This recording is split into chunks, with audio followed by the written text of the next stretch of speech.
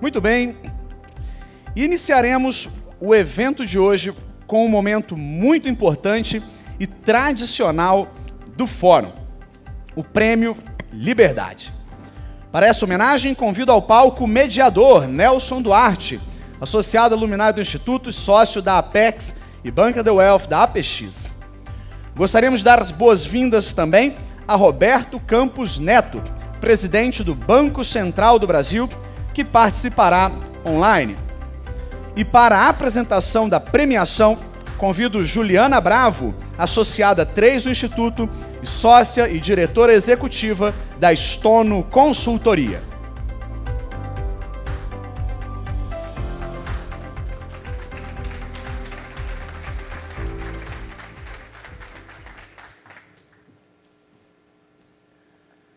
Tristes são as pessoas consideradas sem ênfase, disse um certo senhor Roberto em seu discurso de posse na Academia Brasileira de Letras.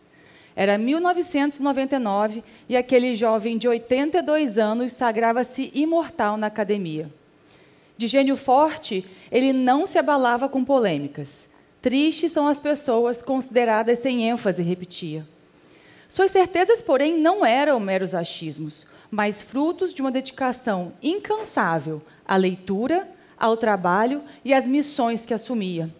Por isso, o senhor Roberto dizia que preferia a diligência das formigas à displicência das cigarras. Preferia o trabalho silencioso aos holofotes. Preferia o caminho certo ao invés do caminho fácil. Não por acaso, Roberto sofreu ataques do mundo político. Mas, longe de se sentir intimidado, ele dizia que a fúria da seta dignifica o alvo. Isso mesmo. A violência de quem nada tem a dizer é como um culto que a ignorância presta à inteligência. É um elogio que o vício presta à virtude. Em 99, preocupado com o imediatismo político e com as ideologias destrutivas do século XX, o senhor Roberto alertou: para os jovens, a fórmula da dinamite é mais fácil que a do cimento. Ele queria um novo Brasil, ele estava preocupado com o futuro do Brasil. E suas lições ultrapassaram gerações. E foi dentro de casa que as lições dele ultrapassaram gerações e chegaram ao nosso homenageado Roberto Campos Neto. Com a entrada do novo milênio, o senhor Roberto descansou, dando lugar a essa nova voz que se levantava para reviver suas lições, reviver seus ideais. Era a vez de Roberto Campos Neto honrar o legado de seu avô. E tal qual o avô, que preferia a diligência das formigas, o neto trilhou um caminho discreto e firme, no qual o silêncio do trabalho vale mais que aplausos passageiros. Hoje, o Prêmio Liberdade homenageia um homem que, à frente do Banco Central, soube que a verdadeira liderança não se faz em palcos, mas na escolha pelo certo ao invés do fácil. Um homem que liderou a maior revolução do sistema financeiro do Brasil, com a criação do Pix e do Open Finance. Um homem que sabe que a autonomia do Banco Central é muito mais que uma medida técnica, é um pacto silencioso com o futuro. Se a fúria da seta dignifica o alvo, Campos Neto soube transformar cada crítica em impulso e cada desafio em convicção. Porque, na essência, avô e neto sempre acreditaram que resistir ao ruído é uma forma de honrar a verdade. E foi por defendê-la que o nosso homenageado impactou de tantas formas a vida de cada brasileiro. Aprendemos, pois, com 2 Robertos, um jovem senhor e seu neto. Lá em 99, aquele histórico discurso se encerrou com uma citação do filósofo liberal Raymond Aron. Nós perdemos o gosto das profecias, mas não nos esqueçamos o dever da esperança. Hoje, o Instituto Líderes do Amanhã tem a honra de entregar o Prêmio Liberdade a quem, por sua atuação, reacendeu a esperança num Brasil sonhado por gerações. Roberto Campos Neto.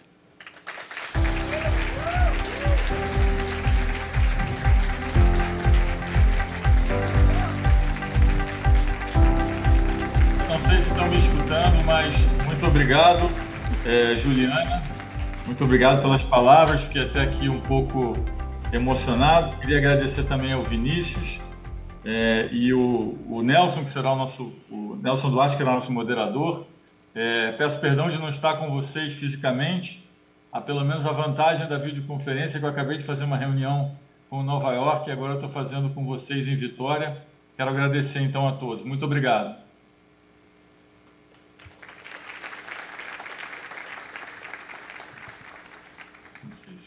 Presidente, a palavra é toda sua. Pode iniciar a sua apresentação.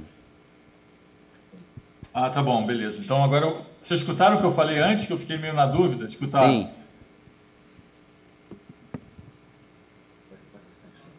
Então agora começa a apresentação.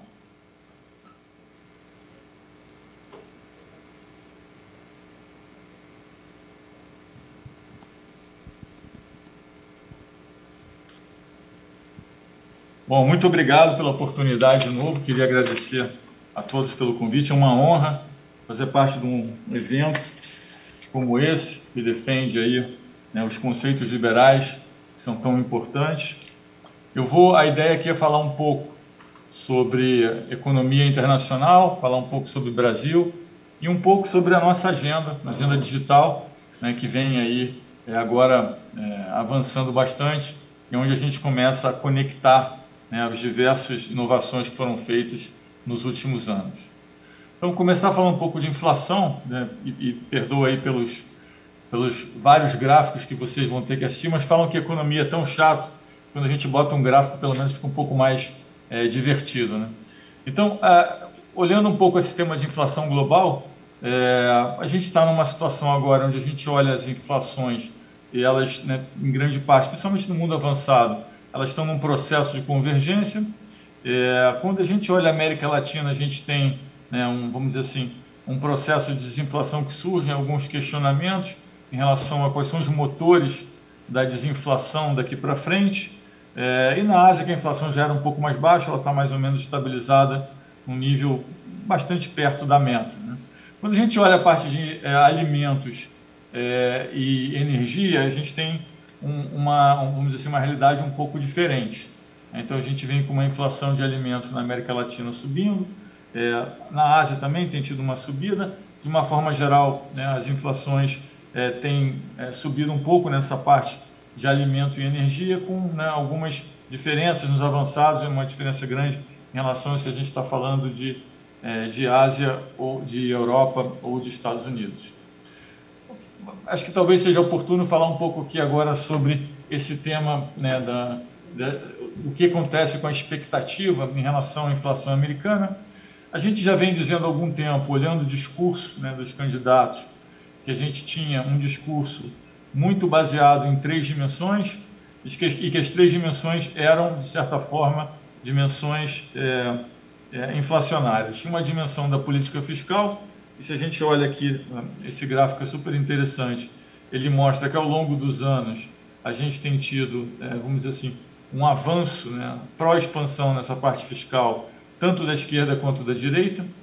Então a gente tem uma preocupação fiscal, a dívida dos Estados Unidos é bastante alta nesse momento, subiu bastante rápido nos últimos anos. Quando a gente olha sobre a segunda dimensão, que eu diria que também é uma dimensão inflacionária, que é essa dimensão do protecionismo, a gente vê também, tanto no debate dos democratas quanto dos republicanos, vamos dizer assim, uma fala muito direcionada a um aumento de protecionismo, a um aumento de tarifas. A gente precisa entender o que vai ser feito agora que o Trump ganhou as eleições. Tem, né, um grupo de pessoas que acha que é muito mais direcionado à China do que uma política geral. A gente precisa entender exatamente o que vai acontecer. Mas aqui tem algumas simulações que a gente fez. Aqui a gente colocou uma simulação no que aconteceria, né, se tivesse aumento de 10% de tarifas e tivesse uma retaliação, né, vamos dizer assim, de igual magnitude de outros países. Então a gente tem um movimento muito inflacionário. E a terceira dimensão é nessa política de imigração. Lembrando que a política de imigração americana, com a entrada dos imigrantes, você foi capaz de absorver, né, esse aumento na demanda por mão de obra, sem gerar uma grande inflação de salários. Então a gente tem visto, né, vamos dizer assim, uma parte de inflação de salários bem comportada, e em parte é pela imigração. Então existe também várias simulações sendo feitas, o que aconteceria né, com essa inflação de salários nos Estados Unidos, caso a gente tenha uma política de imigração muito dura. E aí você vai desde inibir a imigração daqui para frente, até um cenário de deportação, e a gente fez aí alguns cenários, a gente consegue ver, por exemplo, nesse cenário de deportação de 7,5 milhões de pessoas, que a gente tem um pico inflacionário bastante grande, bastante rápido. Quando a gente fala de fiscal mais em específico, a gente tomou aqui o cuidado de tentar ver o que a gente entendia que já existia mais ou menos de concreto em termos de promessa de campanha, fazer uma simulação do que seria, né, esse fiscal olhando para frente. Então a gente tem aí todas as medidas, tanto de redução quanto de aumento de déficit. Fizemos aí uma simulação, isso na verdade tem algumas ainda, vamos dizer assim, inconsistências e incertezas em relação a algumas das medidas, mas a gente consegue ver que, de uma forma geral, não parece, né, haver uma preocupação muito grande com o fiscal, como a gente vinha falando já há algum tempo. Quando a gente olha o mercado de trabalho americano, claramente também a gente vê que é um mercado de trabalho que está relativamente apertado. A gente tem alguns sinais que, na margem, ele deu, vamos dizer assim, alguma acomodada. E eu acho que o que é impressionante reparar que é uma onda que está acontecendo, né, em vários países, é o quanto que a gente tem de aumento na parcela de renda pessoal que é proveniente de assistência, algum tipo de assistência do governo. Aqui a gente tem uma comparação, no caso dos Estados Unidos, que esse mapa aqui à direita, comparando o ano de 2000 com o ano de 2022, a gente vê, né, que esse movimento de aumento, né, de assistência foi bastante grande. Tem várias implicações, né, para a produtividade, para o crescimento, vamos dizer assim, estrutural do país indo para frente, e para a parte de empregos, né, porque você tem aí um tema sobre o que é a mão de obra ocupada e o que é a motivação marginal, né, de procurar emprego. Então, a gente também tem falado bastante sobre isso. Esse é um ponto que as pessoas estão cada vez mais analisando e tentando entender. Lembrando que não é um movimento só dos Estados Unidos, é um movimento que, quando a gente olha para a América Latina também, a gente vê em grande parte, foi bastante impulsionado pela pandemia, mas a gente precisa entender que em algum momento a gente precisa ter um momento, né, um movimento organizado de saída, né, porque a gente não tem uma situação fiscal que permite, né, um volume de transferências tão grande, e existem também vários estudos que mostram que isso não é a forma mais eficiente, né, de fazer o país crescer de forma sustentável.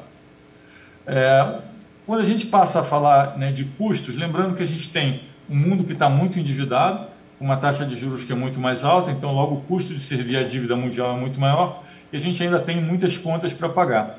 Então a gente pensa no mundo como alguém que é endividado e que está passando por uma situação onde vai ter muitas contas para pagar no curto prazo. Uma das grandes contas a pagar é a transição energética. Então a gente faz aí, vamos dizer assim, uma análise comparando demanda e oferta e tentando entender, né, um pouco o que vai ser, né, o líquido, né, assim, o resultante líquido disso. E a gente consegue ver que a gente tem uma necessidade de investimento médio em alguns setores que é bastante elevado, principalmente quando a gente, né, olha aquele que a gente chama de net zero, né, que é aquele objetivo, né, de ter a convergência, vamos dizer assim, na transição energética no prazo estipulado. A gente vê que realmente tem aí um custo muito alto. A gente já começa a ver em pesquisas que a gente vê de empresa no mundo desenvolvido, as empresas também, né, reportando ou colocando de forma bastante explícita o custo que isso gera. Um outro risco que a gente tem é a geopolítica, né, e a fragmentação. Aqui tem dois custos na geopolítica. Tem um custo que é o custo de aumento de despesa com defesa, que a gente está vendo muito grande em alguns países, na Europa, em alguns países no leste europeu. E tem um outro, né, que é a fragmentação da cadeia de comércio, que também gera, né, uma adaptação que tem um custo grande e que nem sempre, né, tem bastante eficiência.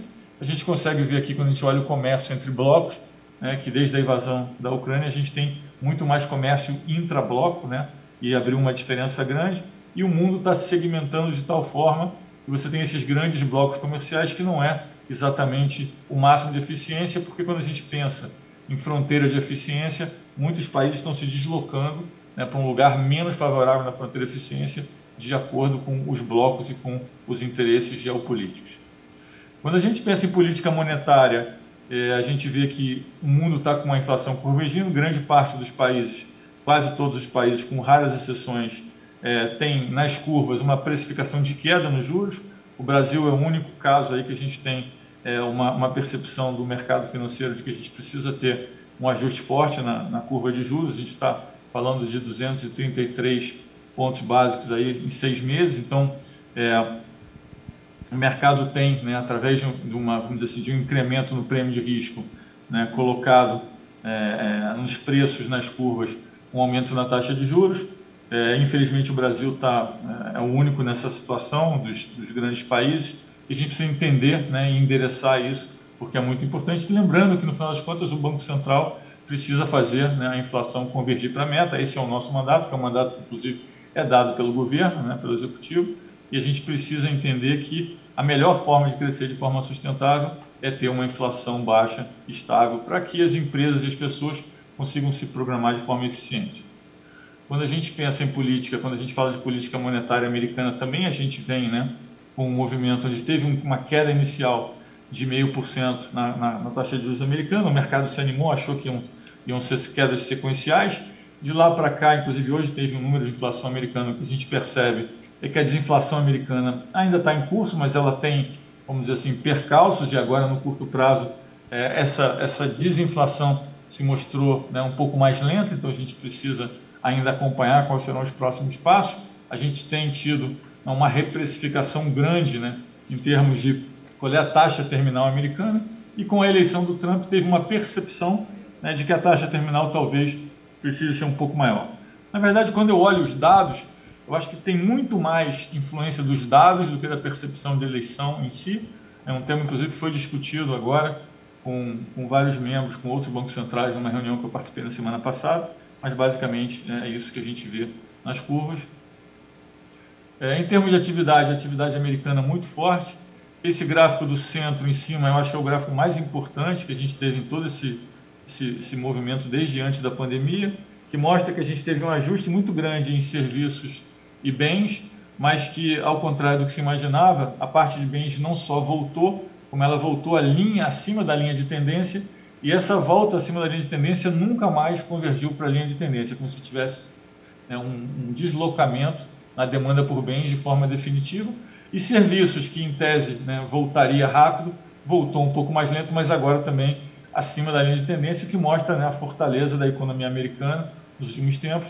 Tem muito debate sobre o que está gerando, né, essas surpresas consecutivas positivas na economia americana. Tem uma parte de inovação que é muito forte, inteligência artificial, apesar de quando a gente olha os números, a gente não consegue hoje ter vamos dizer assim, uma percepção palpável de que a inteligência artificial de fato é o que está produzindo, né, essa surpresa de crescimento, mas de certa forma está se incorporando no melhor resultado das empresas e dos setores.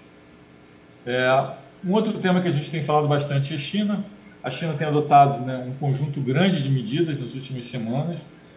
A China passou a ser uma preocupação para o mundo porque a China saiu de um modelo, né, que era um modelo de construção, de infraestrutura, para ser um modelo mais de exportação e consumo, né? É uma transição que leva tempo numa economia grande como a da China, né? Mas acho que o que preocupa é quando a gente olha a parte de imóveis. Inclusive tiveram medidas recentes agora essa semana para fomentar o mercado de imóveis, com algumas vantagens para compradores de imóveis e com algumas isenções. A gente vê que o investimento das famílias, na parte de imóveis caiu muito, está bem abaixo da linha de tendência. E o mais importante é quando a gente olha essa parte de consumo, que é a parte azulzinha desse gráfico à esquerda, a gente vê que o consumo vem caindo, tem uma projeção inclusive de cair um pouquinho mais, e se a economia não está sendo movida por consumo e não tem como continuar o modelo de infraestrutura, se passa a um modelo exportador.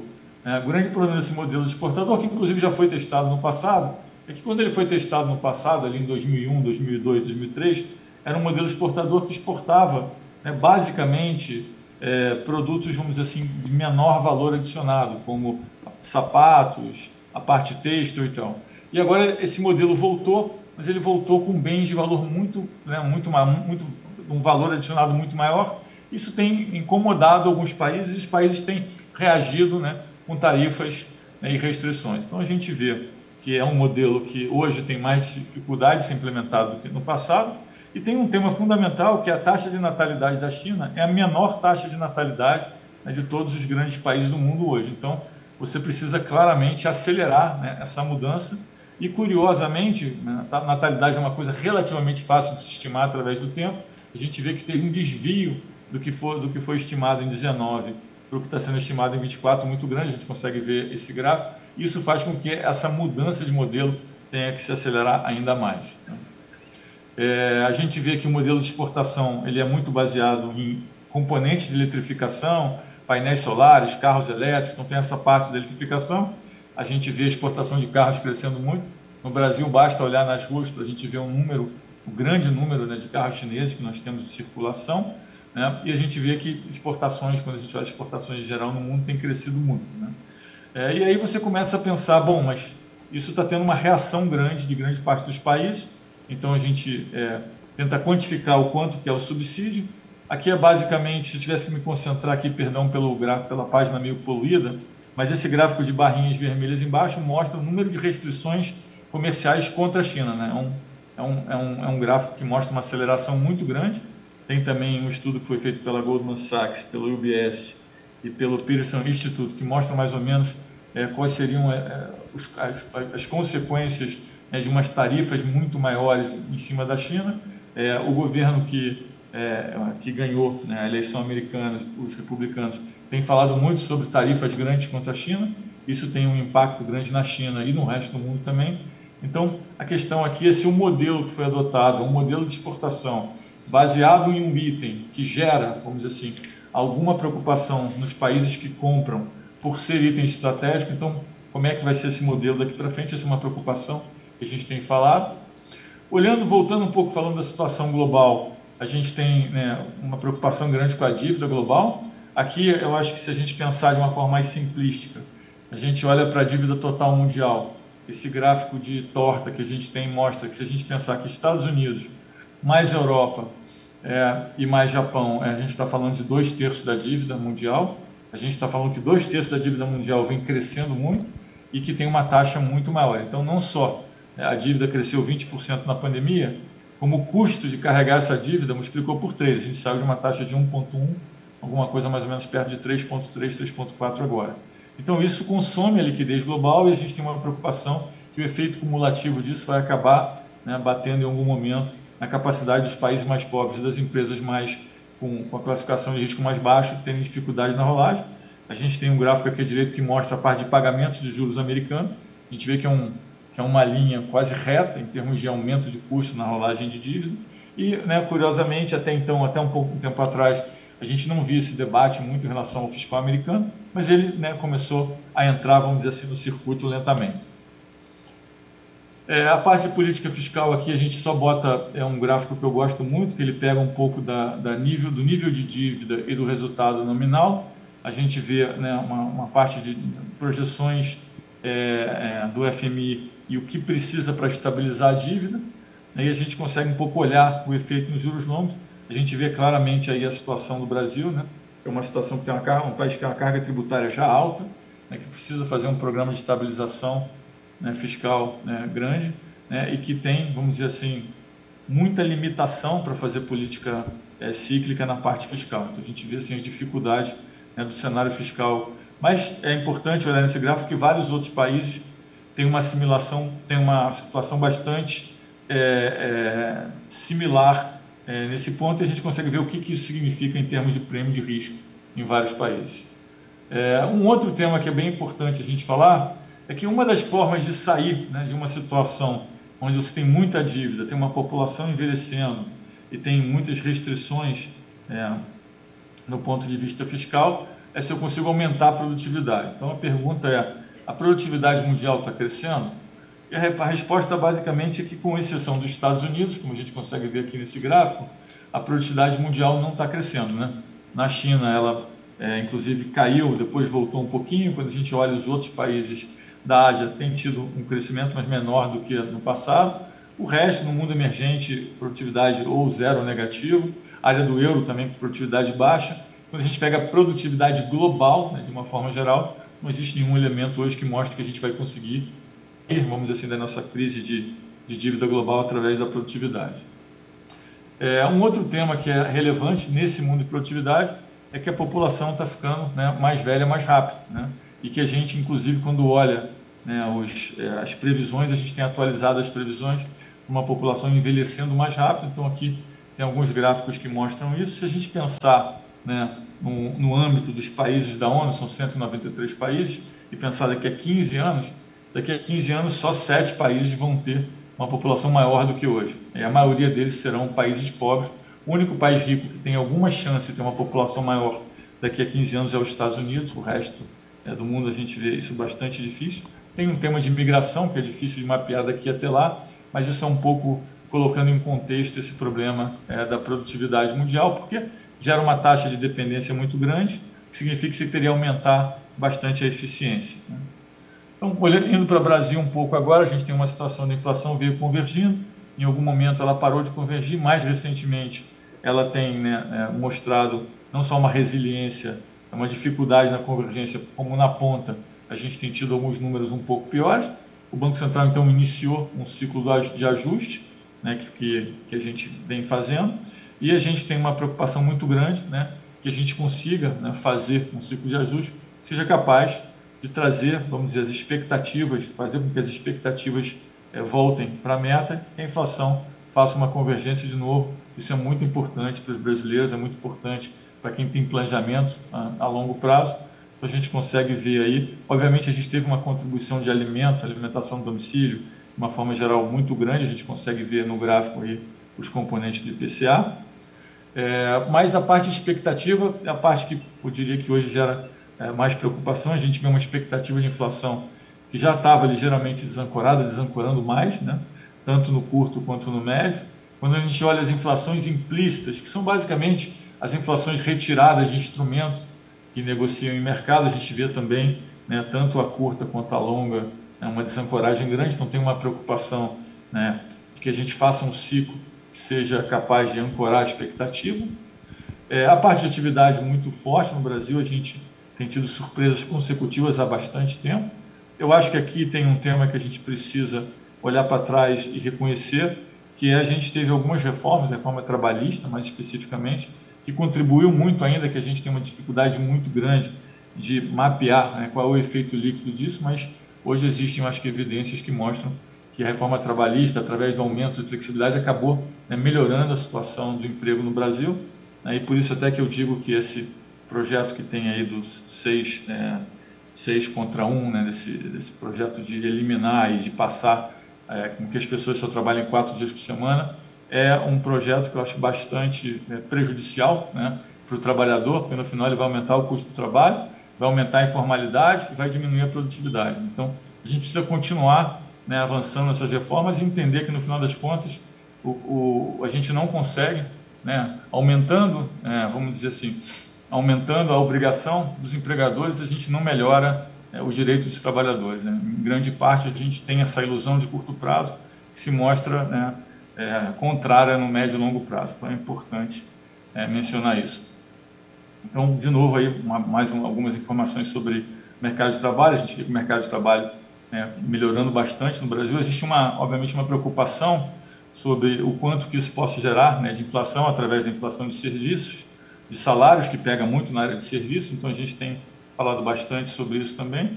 E esse gráfico parece que tem uns cabelos assim cinzas aqui, basicamente em cada ponto no tempo que os economistas achavam que o desemprego ia fazer. A gente vê que ao longo do tempo a gente vem errando muito o desemprego, sempre achando que a gente está, vamos dizer assim, em algum momento revertendo esse desemprego baixo, mas a gente teve, na verdade, expectativa muito positiva aí na parte de geração de emprego. Então, eu passei um pouco a mensagem do cupom, que é uma coisa padrão de todas as apresentações. Acho que esse gráfico é muito importante para a gente ver, e quando a gente olha ele mais longo, ele mostra a mesma coisa. Aqui é só para ficar mais claro o gráfico. A gente vê que a linha vermelha, que é a taxa Selic, todos os momentos onde a gente foi capaz de cair a taxa Selic, ou seja, de cair a taxa de juros no Brasil de forma estrutural e manter ela mais baixa por mais tempo, esses momentos sempre tiveram associados com choques positivos no âmbito fiscal. Então, a gente tem a aprovação do teto de gastos, inclusive, se a gente olhar mais para trás, a gente via que no primeiro governo...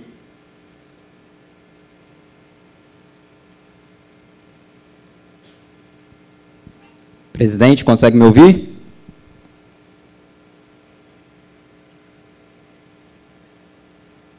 Juros, de uma forma mais estrutural, com a curva longa caindo, né? É super importante também. E de um tempo para cá, desde a mudança da meta fiscal e desde que o mercado começou a colocar um prêmio de risco maior e ter uma desconfiança maior sobre a capacidade do governo de atingir, vamos dizer assim, as metas fiscais, a gente tem uma piora dos prêmios de risco e aí a gente tem, né, vamos dizer assim, uma elevação das taxas de juros. Então é muito importante entender que essas coisas estão associadas e que é muito difícil, né, a gente ter juros estruturais mais baixos e estáveis, né, se o fiscal não estiver organizado.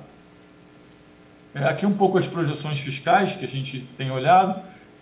A gente vê um gráfico que acho que circulou bastante nas mídias sociais, que é a diferença entre, né, o que o mercado achava e o que era a meta em 23, o que era a meta em 24, o que é a expectativa, né, do mercado agora e o que deveria ter sido feito, né, para atingir as metas, né, em cada uma das propostas, lembrando que a proposta foi atualizada, né, em algum momento.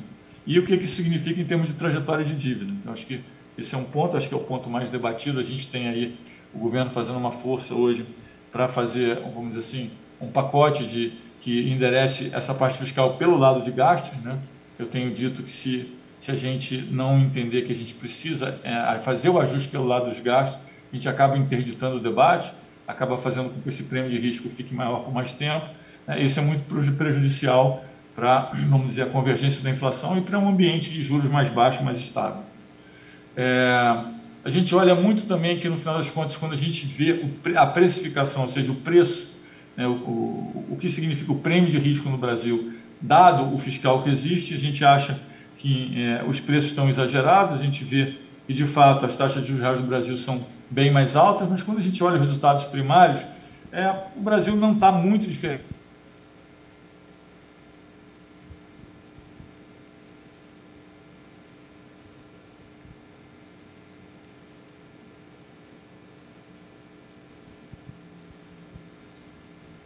Presidente, consegue me ouvir? Oi. Falhou um pouco, pode continuar, por favor. O que diferencia a gente de vários outros países é o ponto inicial, né, da dívida. A gente tem um ponto inicial da dívida muito maior do que o resto do mundo emergente. Perdão aí se estiver falhando, são coisas da tecnologia, mas a gente vai ajustando. Se tiver alguma coisa que passou, eu posso voltar e refazer, tá? Então, falando um pouco da agenda de tecnologia, a gente já está avançando aqui mais para o final da apresentação. Eu acho que aqui é um momento de mostrar um pouco aonde todos os projetos se encontram. Então, a gente teve o PIX, que foi uma trilha de pagamentos, um projeto de pagamentos. A gente sempre entendeu que a gente precisava engajar a população nesse movimento de digitalização, fazendo alguma coisa que fosse uma coisa de fácil adesão, de fácil entendimento, né, e que a gente pudesse ter, vamos dizer assim, uma conscientização do que esse movimento poderia fazer. Pagamentos é muito importante, então pagamentos é o lugar sempre onde a gente pensa em começar. Então foi desenhado o PIX, que é um programa, que é um trilho de pagamentos programável, lembrando que ele sendo programável, ele tem programabilidade do dinheiro, então ele faz com que eu consiga adicionar, né, novas funcionalidades, né, ao longo do tempo. A gente tem agora programado, né, o PIX por aproximação, que a gente anunciou junto com a Google na semana passada. É importante porque hoje muita gente não usa o PIX, usa o cartão, porque acha que é mais fácil aproximar. A gente vai ter a possibilidade agora de, da mesma forma que você faz o pagamento, né, com a sua carteira, com o seu wallet, através de um cartão de crédito, você vai poder fazer com o PIX, né? O PIX vai estar ali disponível dentro da carteira. A gente iniciou esse movimento com a Google. A parte de internacionalização da moeda, que a gente fez um PL cambial, que é um projeto de lei cambial, que facilitou e a gente tem trabalhado nisso. A gente precisa agora conectar os diversos sistemas de pagamento no mundo. O Open Finance, que a gente também avançou bastante, o Brasil tem o Open Finance mais aberto, né, mais abrangente do mundo. A gente vai estender o Open Finance com a mesma plataforma para uma coisa que chama Open Capital Markets, que está sendo desenhado pela CVM, de tal forma que mercado financeiro e mercado de capitais consigam se comunicar na mesma plataforma. E a gente tem o DREX, que é a nossa moeda digital, que é um depósito tokenizado, que é onde a gente vai inserir, então, a tokenização nesse sistema. Então, primeiro eu tenho um trilho universal, depois eu faço a internacionalização do pagamento, depois eu abro os dados de tal forma que eu tenha comparabilidade e portabilidade em tempo real, e depois, então, eu vou e insiro esse conceito de token.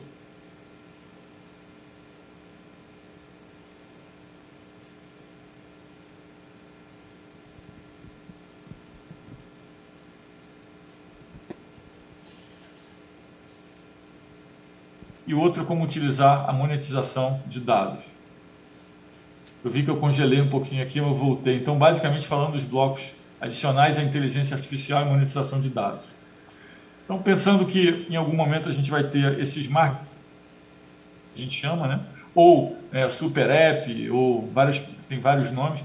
Basicamente é um agregador. A gente entende que em algum momento isso já está caminhando através de um investimento grande que os bancos e várias empresas têm feito para ter, né? Você não vai ter mais um aplicativo de cada banco no seu celular. Você vai ter um lugar onde você vai reunir todos os seus dados, você vai conseguir ter ali uma comparabilidade, uma portabilidade de serviços em tempo real.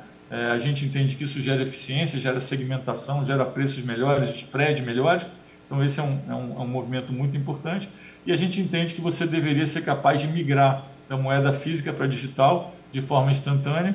Lembrando que a gente tem uma plataforma que vai ser uma Hyperledger Bezo, que é uma plataforma digital onde você vai conseguir, né, uma vez feito uma compra, uma aquisição na plataforma, o seu bem vai estar disponível naquela plataforma.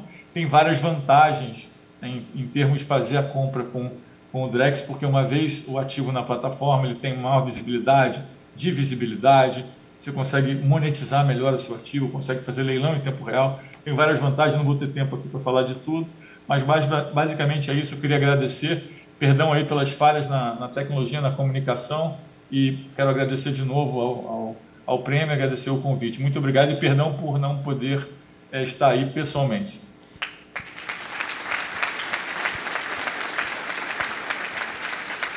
Presidente, está conseguindo me ouvir bem? Consegue me ouvir bem aí? Está ótimo. Bom, primeiramente agradecer novamente, né, a disponibilidade pela apresentação. Nossa agenda aqui hoje está cheia, acho que vai dar tempo para a gente fazer 2 ou 3 perguntas. Então, vou começar um pouco sobre a influência do seu avô, né? A Juliana abordou bastante isso na apresentação dela. Você já comentou em algumas entrevistas também, né, que ele teve uma influência forte na sua formação. Então, eu queria saber em quais aspectos específicos ele influenciou algumas decisões que você tomou no Banco Central e quais ideias e princípios que ele defendia você acredita que a gente pode aplicar no cenário atual do Brasil para transformar o país em uma nação que prospera? Olha, eu acho que ele teve uma influência grande não só em mim, mas em vários brasileiros, né? Principalmente os brasileiros que estudaram economia na época, que acompanharam o cenário econômico ao longo do tempo. A gente tinha uma convivência, ele é uma pessoa que a gente sente muito a falta dele. Ele gostava muito de ler, gostava muito de conversar sobre economia, sobre os desafios do mundo. Eu acho que uma coisa que é bem relevante é que ele, né, fez a autonomia do banco, ele desenhou a autonomia do Banco Central. Isso aconteceu em setembro de 64, quando ele começou a pensar nesse assunto, depois foi implementada em 65, agora está fazendo 60 anos, né, o Banco Central. Só que ele, quando desenhou o Banco Central, ele pensou no Banco Central como autonomia, né?